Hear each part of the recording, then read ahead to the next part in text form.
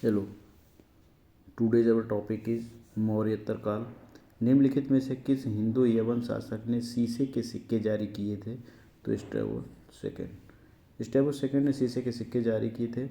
इस हिंदू यवन शासक का शासन 25 ईसा पूर्व से 10 ईसा पूर्व माना जाता है। निम्नलिखित में से कौन सा एक अन्य तीनों के समसामयिक नहीं था?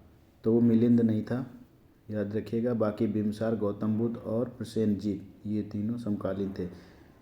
चलिए, ये डिटेल आपको दिया हुआ है, पढ़ लीजिए एक बार, जल्दी जल्दी देख लीजिए। चलिए नेक्स्ट जो है अगला, काव्य शैली का प्राचीनतम नमूना किसके अभिलेख में मिलता है? तो ये मिलता है काठियावाड़ के रुद्रदामन के अभिलेख में। तो रुद्रदामन 130 से 150 ईस्वी का जूनागढ़ अभिलेख गुजरात जिले में गिरनार पर्वत पर प्राप्त हुआ है।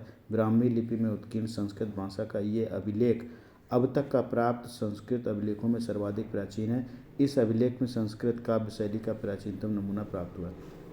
किस अभिलेख में रुद्रदामन प्रथम की विभिन्न उपलब्धियां वर्णित हैं? तो वो जूनागढ़ अभिलेख में। चलिए अभी दूसरा जो है, बिना बेगार के किसने सुदर्शन झील का जीर्णोद्धार कराया? तो वो रुद्रदामन प्रथम ने। अगला है, उत्तरी तथा उत्तरी पश्चिम भारत में सर्वाधिक संख्या में तांबे के सिक्कों को जारी किया, तो किसने जारी किया था? कुषाणों ने। उत्तर पश्चिम भारत में स्वर्ण सिक्कों का प्रचलन इंडो ग्रीक हिंद यवन राजाओं के द्वारा कराया गया था। जबकि इन्हें नियमित एवं पूर्ण रूप से प्रचलित करवाने का श्रेय कुषाण शासकों को जाता है। कुषाण शासकों ने स्वर्ण एवं ताम्र दोनों प्रकार के ही सिक्कों का व्यापक पैमाने पर प्रचलित किया था। प्राचीन भारत में निम्न में से किस एक ने नियमित रूप से सोने के सिक्के चलवाए थे? तो वही ऊपर वाला क्वेश्चन है सेम। उसके बाद है, बुद्ध का किसके सिक्कों पर अंकन हुआ है? कनिष्क। कुषाण शासन कनिष्क के सिक्कों पर बुद्ध का अंकन मिलता है। निम्नलिखित में से किस शासन को सर्वप्रथम सोने के सिक्के जारी करने का श्रेय मिलता है? तो वो है बिम कड़फिसेस को। तो भारत में यद्यपि स्वर्ण सिक्कों का सर्वप्रथम हिंद एवं शासकों ने प्रचलित करवाया था, तथा कुषाण शासकों में बिम कड़फिसेस ने सर्वप्रथम सोने के सिक्के जारी किए थे। निम्नलिखित में से किसने भारत में स्वर्ण सिक्कों का प्रचलन नियमित रूप से करवाया था? तो बिम कड़फिसेस। कुषाण वंशीय बिम कड़फिसेस, जो कि कनिष्क प्रथम का पिता भी था, ने भारत में स्वर्ण सिक्कों का प्रचलन नियमित रूप से उपयोग के लिए किया था। उसकी पहचान भारत में सर्वप्रथम स्वर्ण मुद्राओं को चलाने वाले शासक के रूप में भी की गई है, जबकि कुजुल कड़फिसेस ने तांबे के सिक्के प्रचलित कराए थे, याद रखिएगा। फिर है, योधेय सिक्कों पर किस देवता का अंकन मिलता है? तो ये है कार्तिकेय। उसके बाद है अगला क्वेश्चन, कनिष्क के सारनाथ बौद्ध प्रतिमा अभिलेख की तिथि? ये 81 ईस्वी सन। अगला क्वेश्चन है, कुषाण शासक कनिष्क का राज्याभिषेक किस सन में हुआ था? तो ये था 78 AD में। उसके बाद है, शक संवत कब प्रारंभ किया गया? तो ये 78 ईस्वी। उसके बाद अगला क्वेश्चन है, विक्रम एवं शक संवतों में कितना अंतर वर्षों में है? तो ये है 135 वर्ष का।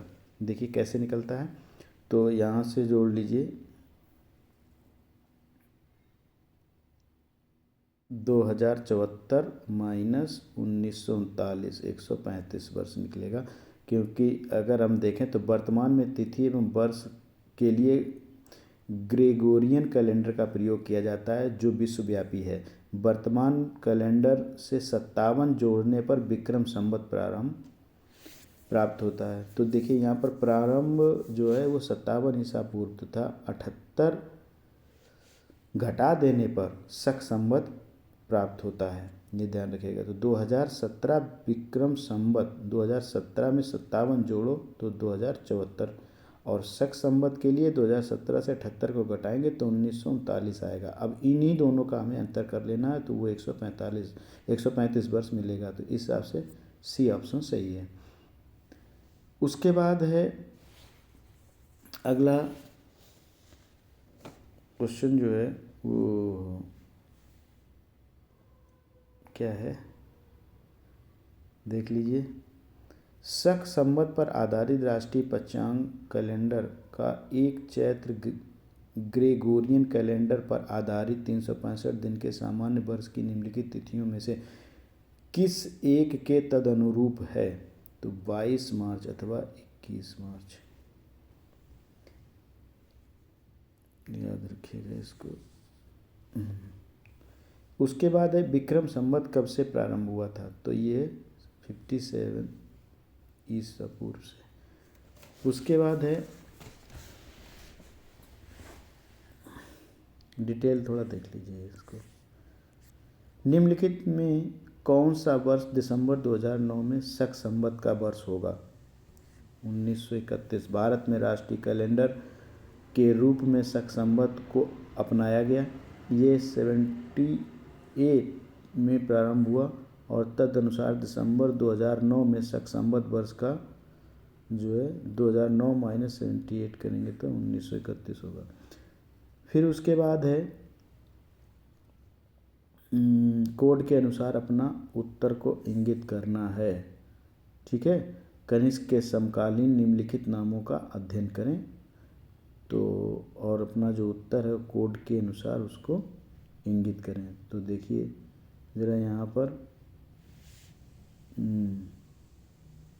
अश्वघोष